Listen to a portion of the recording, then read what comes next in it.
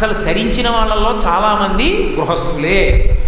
ఋషులు గృహస్థులు గారు సంసారాలతో లేరు. వాళ్ళు ధర్మము అని ఒక మాట, భగవంతుడు ఎలా చెప్పాడో అలా బ్రతికితే వాడు ఉన్నాడు, నేను ఆయనకి లెక్క చెప్పుకోవలసి ఉంటుంది, ఎవడు పడతాడు ఈ గొడవంతా అనుకుంటే చాలు.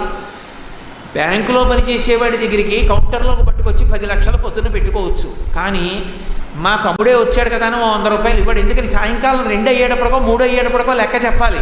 అలా ఇందులో ఎన్నాళ్ళు ఉంటావు ఏమో ఎవడికి తెలుసు, ఏ క్షణంలో వదిలిపెట్టాలో. ఆయన పిలిస్తే చేయి కట్టుకుని నించోవాలి, ప్రతివాడిని పిలుస్తాడు, చేతులు కట్టుకుని నించోవాలి.